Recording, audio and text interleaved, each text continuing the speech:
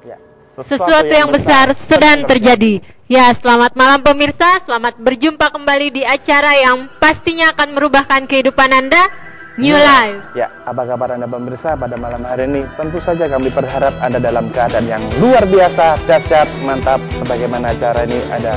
Namun pemirsa, pada malam hari ini mungkin Anda sedang mengalami permasalahan dalam kehidupan Anda sedang mengalami pergumulan hari-hari ini, Anda merasa bahwa permasalahan Anda tidak kunjung usai, Anda sudah berusaha, Anda sudah berjuang, tetapi permasalahan Anda tidak menemukan jalan keluar, justru Anda mendapatkan masalah yang baru.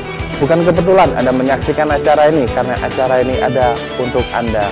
Ya pemirsa, setiap minggunya kami akan hadir menemani Anda dengan menghadirkan narasumber-narasumber yang memiliki kisah hidup dan nilai-nilai kehidupan. Para narasumber kami sangat ingin membagikan kisah hidup dan nilai-nilai kehidupannya kepada Anda dan saya dengan satu tujuan, agar kehidupan kita menjadi lebih baik dan lebih bermakna.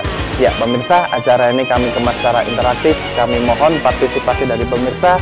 Anda bisa menceritakan setiap permasalahan yang Anda alami langsung kepada narasumber yang sudah hadir di studio pada malam hari ini dengan menghubungi kami melalui SMS di nomor 0819 081 74 kali 1. Ya pemirsa, saya ulangi sekali lagi, Anda dapat menceritakan setiap permasalahan Anda kepada kami, apapun itu permasalahan Anda pemirsa, dengan menghubungi kami melalui SMS tentunya di 0819 081 74 kali 1. Ya, tema yang akan kita angkat pada malam hari ini adalah cinta dan kebahagiaan. Ya, dengan tidak berlama-lama langsung kita sambut narasumber yang sudah hadir di studio pada malam hari ini. Ya, selamat malam Pak Susilo. Selamat malam Bu Werdi. Gimana kabarnya Pak Susilo pada malam? Luar biasa, dahsyat dan mantap. Kabar Ibu bagaimana Bu? Luar biasa, dahsyat, mantap. Semangat. Beda kan antara wanita dan pria. Semuanya masih semangat. Ya, Pak Susilo, kenapa malam hari ini kita mengangkat tema cinta dan kebahagiaan? Oke, begini pemirsa, banyak orang berusaha mengejar kebahagiaan dengan menyatakan cinta. Tapi apa yang terjadi dalam kehidupan ini? Waktu seseorang mencoba mengobral cintanya, waktu dia mencoba mengejar cintanya, ternyata tidak kebahagiaan yang dia peroleh. Oleh karena itu pada malam hari ini kita akan membahas secara khusus bagaimana kita bisa memperoleh kedua hal ini, cinta dan kebahagiaan secara bersamaan. Karena tanpa cinta tidak mungkin orang bisa menjadi bahagia. Demikian pula sebaliknya, kalau ada cinta belum tentu juga bahagia. Nah, apa sih rahasia dari sebuah cinta dan kebahagiaan? Kita akan bahas pada malam hari ini. Ya. Kalau dilihat dari awal nih ya, orang yang merasakan cinta itu biasanya pasti bahagia. Tapi seiring berjalannya waktu kok sepertinya cinta itu menjadi biasa saja. Ya. Bagaimana agar cinta itu tetap berkobar dan terus bahagia? Ya. Kan katanya kalau orang jatuh cinta, tai kucing rasa apa? Ya tetap rasa tai kucing. Iya. Nah, sempat nyicipin rasa coklat kali, pernah nyicipin ya?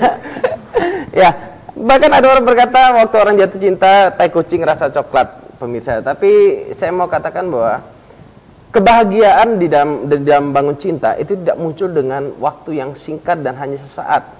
Seringkali orang waktu berbicara tentang cinta itu berbicara perasaan, luapan perasaan yang hanya sesaat. Tapi dalam hidup ini kita harus memupuk cinta. Cinta itu harus dipupuk seperti sebuah tanaman. Kalau dia diberikan pupuk, maka dia akan tumbuh subur dan menghasilkan buah yang lebat. Buah itu berbicara tentang keindahan dalam hidup, keindahan dalam kita membangun cinta. Pemirsa, oleh karena itu bagaimana cara kita untuk bisa memperoleh kebahagiaan jika kita sudah mempunyai cinta? Tentunya ada beberapa tips. Dimulai dari yang pertama, dimulai dari sebuah keterbukaan pemirsa. Waktu kita memiliki keterbukaan di dalam kita membangun cinta, ada kejujuran, ada kepercayaan, ada rasa tanggung jawab, maka kebahagiaan sudah menanti di depan. Kemudian keterbukaan, kejujuran, tanggung jawab saja rasanya tidak cukup. Kenapa? Karena banyak orang berkata, ibu-ibu berkata, saya ini kurang apa toh Pak? Saya ini sudah melayani suami dengan baik, anak-anak sudah diurus dengan baik. Kemudian semuanya pokoknya sudah saya lakukan yang terbaik. Kenapa kok dia masih selingkuh? Nah, ini menjadi satu tanda tanya besar. Kenapa seorang sudah melayani dengan baik kok malah terjadi perselingkuhan?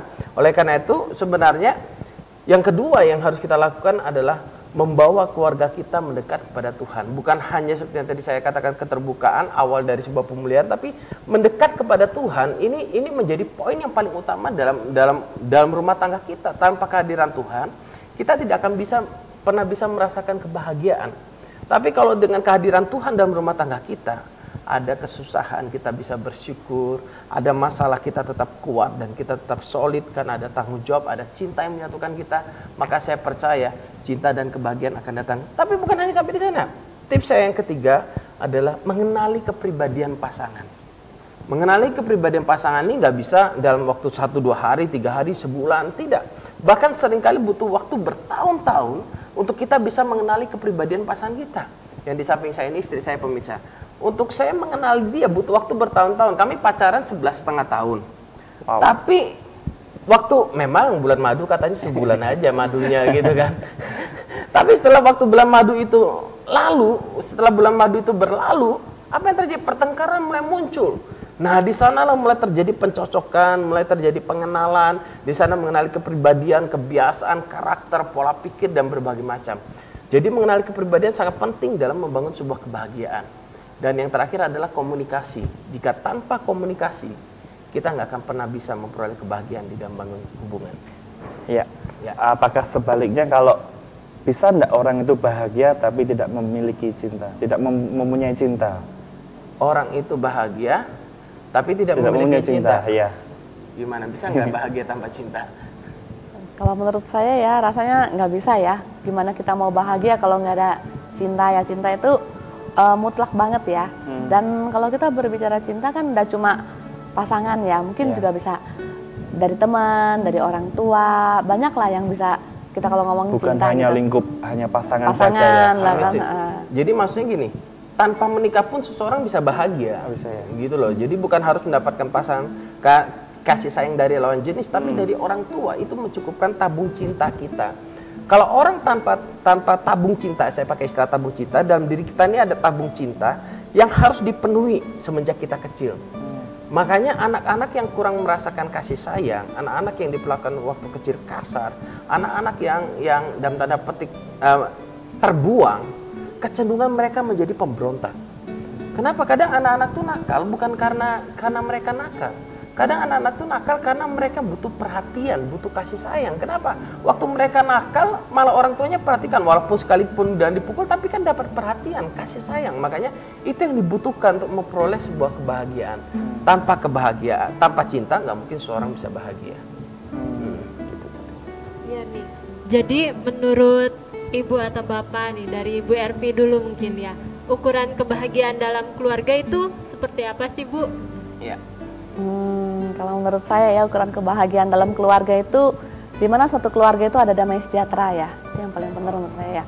Ada damai sejahtera, terus kasih sayang antar anggota keluarga, terus juga bersyukur dalam segala keadaan ya.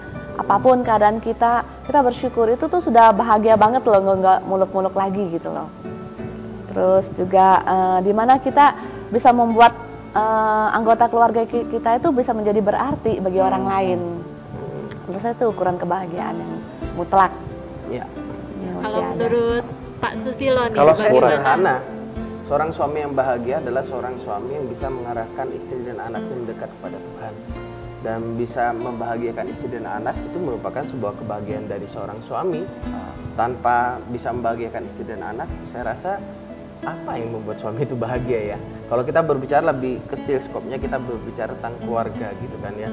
Kalau kita bicara tentang keluarga, istri dan anak dibimbing dengan baik dan hidup mereka menjadi berarti bagi orang lain, itu merupakan sebuah kebahagiaan yang menurut saya seorang suami yang sukses adalah seorang suami yang bisa mengarahkan istri dan anaknya menjadi orang yang berhasil.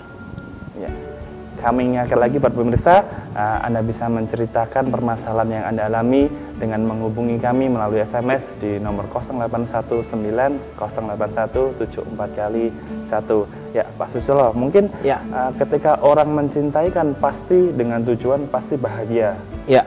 Mereka sudah merelakan bahkan berkorban. Apakah pengorbanan itu juga bisa menghasilkan kebahagiaan, Pak Susilo? Mungkin sebelum saya jawab di sana begini. Apakah seorang yang memiliki cinta itu pasti bahagia? Itu yang menjadi tanda tanya kan? cinta itu tidak akan bisa bahagia jika pertama, jika kita tujukan kepada orang yang tidak tepat.